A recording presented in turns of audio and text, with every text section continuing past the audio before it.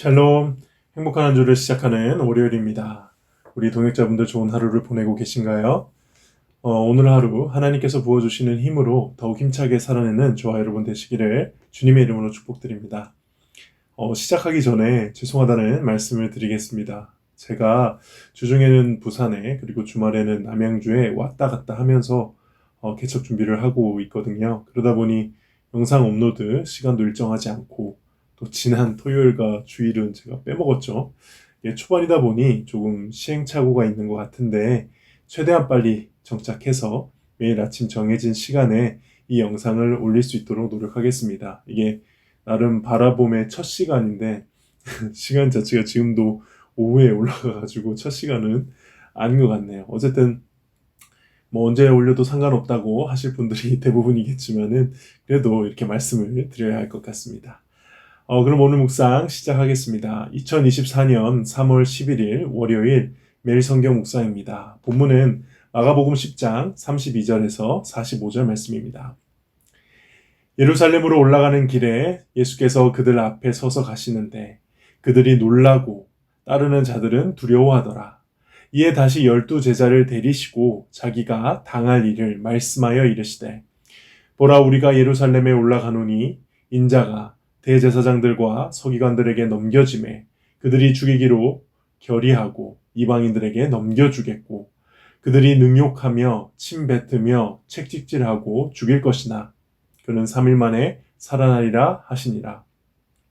세베대의 아들 야고보와 요한이 주께 나와 여짜오되 선생님이여 무엇이든지 우리가 구하는 바를 우리에게 하여 주시기를 원하옵나이다. 이르시되 너희에게 무엇을 하여 주기를 원하느냐. 여짜오되 주여 영광 중에서 우리를 하나는 주의 우편에 하나는 좌편에 앉게 하여 주옵소서. 예수께서 이르시되 너희는 너희가 구하는 것을 알지 못하는도다. 내가 마시는 잔을 너희가 마실 수 있으며 내가 마시는 세례를 너희가 받을 수 있느냐. 그들이 말하되 할 수 있나이다. 예수께서 이르시되 너희는 내가 마시는 잔을 마시며 내가 받는 세례를 받으려니와 내 좌우편에 앉는 것은 내가 줄 것이 아니라 누구를 위하여 준비되었든지 그들이 얻을 것이니라. 10 제자가 듣고 야고보와 요한에 대하여 화를 내거늘 예수께서 불러다가 이르시되 이방인의 집권자들이 그들을 임의로 주관하고 그 고관들이 그들에게 권세를 부리는 줄을 너희가 알거니와 너희 중에는 그렇지 않을지니 너희 중에 누구든지 크고자 하는 자는 너희를 섬기는 자가 되고 너희 중에 누구든지 으뜸이 되고자 하는 자는 모든 사람의 종이 되어야 하리라. 인자가 온 곳은 섬김을 받으려 함이 아니라 도리어 섬기려 하고 자기 목숨을 많은 사람의 대속물로 주려 함이니라. 아멘. 오늘 본문을 간단하게 요약하면 이렇습니다. 예수님께서 세 번째 십자가 순환을 예고하셨고요. 그 후에 제자들, 특히 야고보와 요한이 예수님께 나와서 예수님의 좌편과 우편의 자리를 요구합니다. 그러자 예수님이 그에 대해서 답변을 해주시면서 섬기는 자가 되라고 가르치는 것이 오늘 본문의 주요 내용입니다. 제가 봤을 때 오늘 본문의 묵상 포인트는 세 가지가 되겠는데요. 첫 번째는 어떤 상황에서 예수님이 지금 십자가 순환을 예고하셨는가 하는 것입니다. 지금이 어떤 상황이냐. 32절에 보니까 예루살렘으로 올라가는 길에라고 말씀하고 있는데요. 예루살렘이 이제 유대인의 중심지이자 또 그곳 자체가 지형이 산지이기도 하니까 그리고 무엇보다 성전이 있는 거룩한 곳이니까 올라간다라고 이렇게 표현을 했죠. 궁극적으로 예수님의 최종 목적지를 향한 길이라는 의미에서 더 이 표현이 의미가 있습니다. 바로 그 길을 어떻게 올라가십니까? 앞에 구절을 보시면, 뒤에 그 다음 구절을 보시면은 앞에 서서 가십니다. 이미 예고하신 대로 그의 길은 십자가의 길이고 고난의 길이고 이제 많은 대적자들이 있는 길이지만은 예수님은 전혀 지체하지 않으시고 제자들을 이끌고 가고 계십니다. 예수님의 모습을 한번 보시길 바랍니다. 제자들에게 떠넘기지 않으시죠. 뒤에 숨지 않으십니다. 너무나 부족하고 자격 없는 제자들을 직접 이끌고 한 걸음 한 걸음 예루살렘으로 나아가고 계십니다. 그때 제자들과 따르는 사람들의 반응도 참 중요한데요. 그들이 놀라고 따르는 자들은 두려워하더라. 당연한 반응이죠. 마가복음은 틈틈이 이 예루살렘의 종교 지도자들이 이 예수님과 적대적인 것을 은연히 나타내 왔습니다.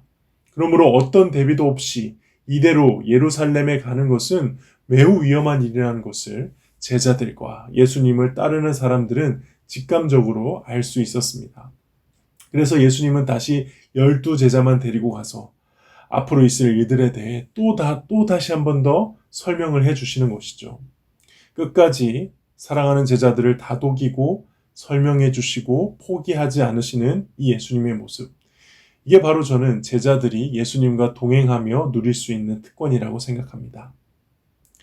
두 번째 오늘 본문의 해석 묵상 포인트는 예수님과 야고보 요한의 대조하는 부분인데요.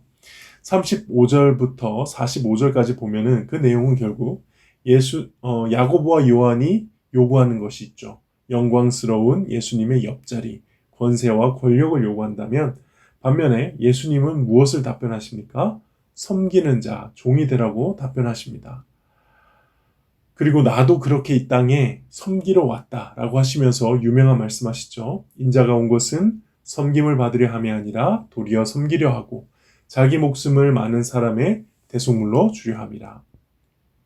야고보와 요한은 자리를 요구했습니다. 그러나 예수님은 고난의 잔, 또 죽음으로 상징되는 세례로 답을 하셨습니다.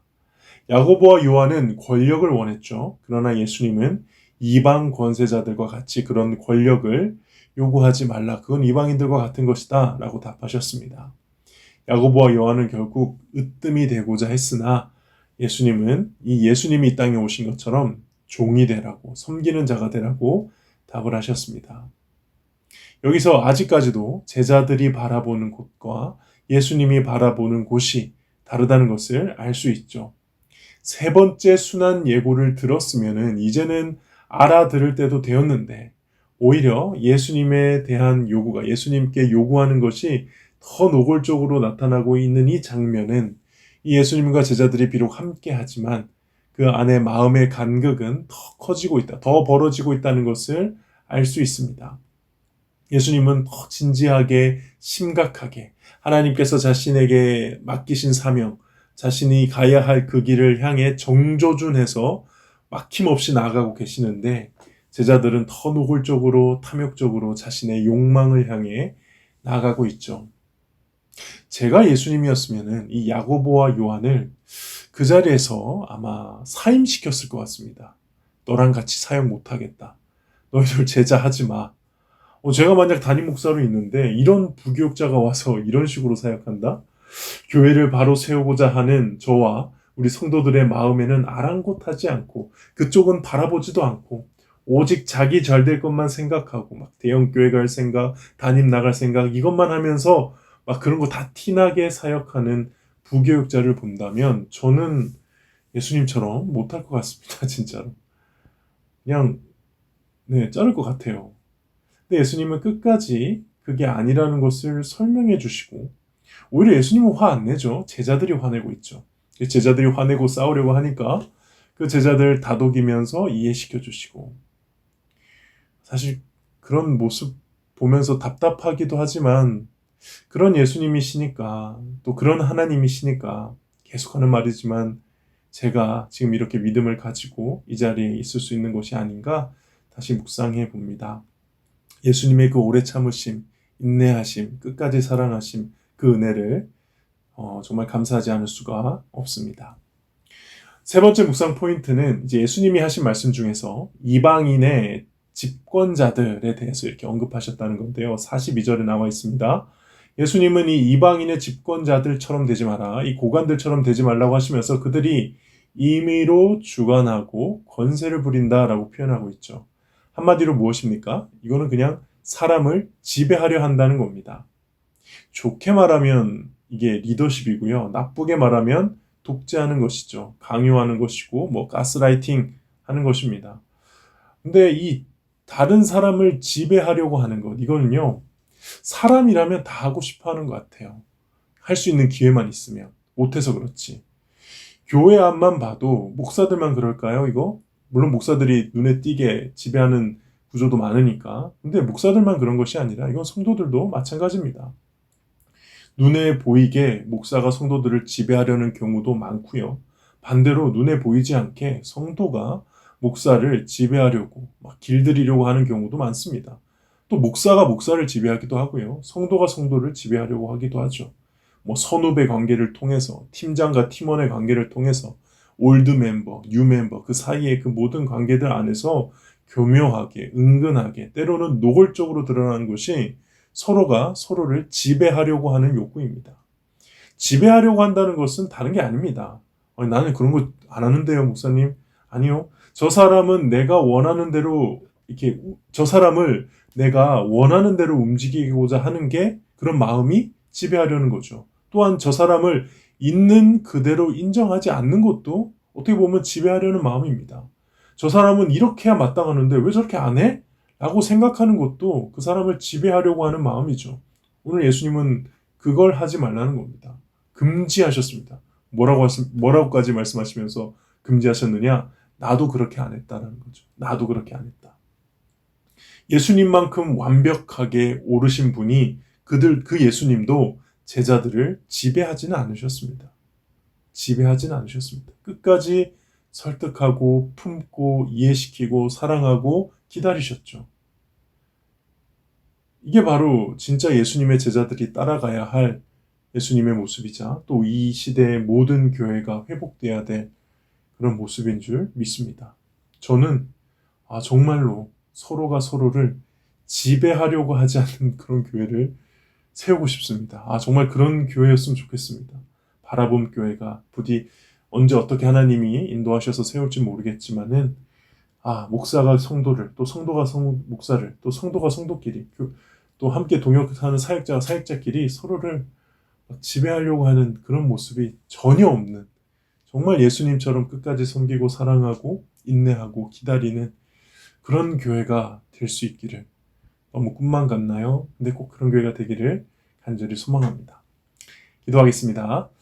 하나님 아버지, 예수님의 제자로 살기에 저희는 너무나 야망적이고 권세를 바라보며 남을 지배하고자 하는 그 욕구를 표출하며 살아가는 그런 죄악된 모습이 많은 부족한 자격 없는 존재임을 고백합니다. 그러나 이렇게 주님이 바라보시는 곳과 다른 곳을 계속 바라보려고 하는 저희지만은 끝까지 저희를 지배하지 않으시고 사랑으로 인도하시며 그 크신 사랑으로 다시 품으시고 세우시는 그 하나님의 은혜, 주님의 은혜를 깨닫고 기억하오니 주여 부디 오늘 하루를 살아가며 조금이라도 주님을 닮을 수 있도록 도와주시고 주님의 그 너그러우심을 흉내라도 낼 수 있도록 주여 인도하여 주시옵소서. 예수님의 이름으로 기도하옵나이다. 아멘.